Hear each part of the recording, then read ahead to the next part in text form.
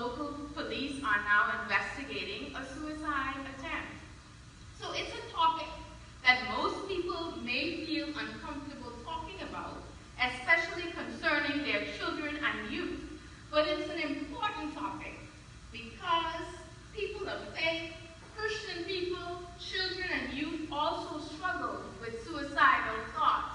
And by talking about it, it's a means of prevention. There is no shame in admitting to the right people what's going on. There's no shame in getting help from the right sources. We have all had such a stressful year, but we can make it through this, especially given that we have a faith community that's here to support us. Parents, I want you to take note. Common warning signs for suicide in children and youth. Of course, making suicidal statements, and please, nothing should be ignored. Being preoccupied with death in conversation, in writing, and in their drawings. So what does this mean? You have to pay attention to what they are doing. Giving away belongings. Withdrawing from family and friends. Having aggressive or hostile behavior that is unusual.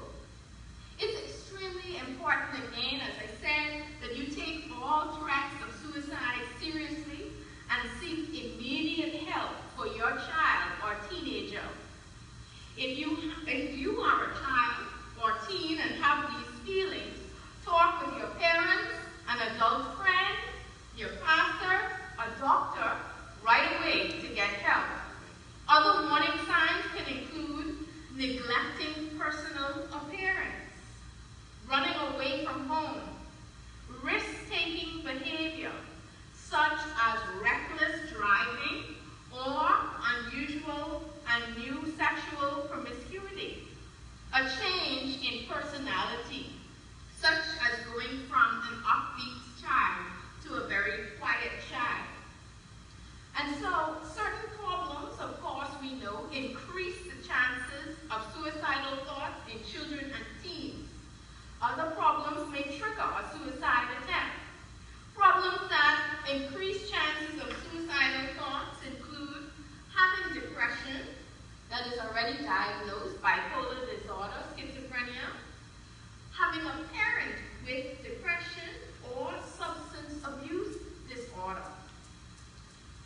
Somebody who has tried it before is more likely to try again and to succeed. A disruptive or abusive family life. Please, parents, take note. A history of sexual abuse. A history of being bullied. Parents and children, you are not alone. Parents, there are things you can do to help. Do not keep prescription drugs in easy access places.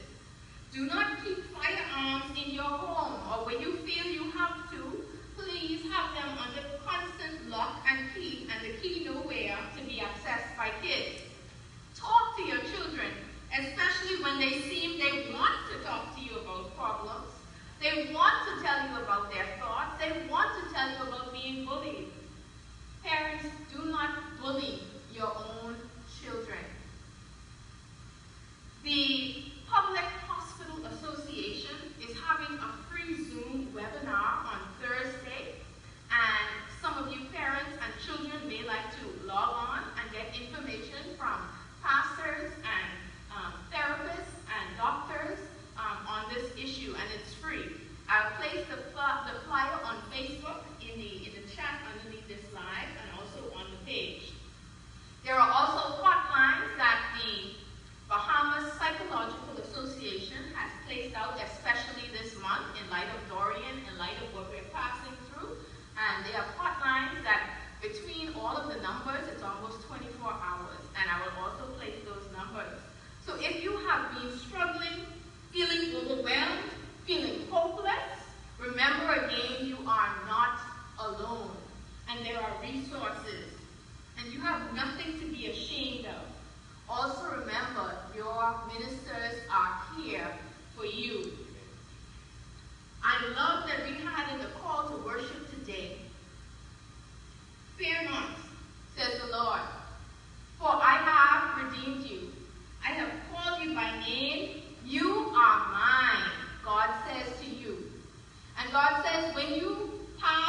waters, I will be with you. And when you are going through the rivers, they will not overwhelm you. When you walk through the fire, you shall not be burned, and the flame shall not consume you.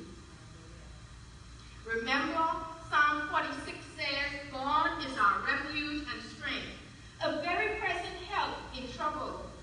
The reality is that there will be difficult times in life. There will always be difficult times, but God promises to be our refuge.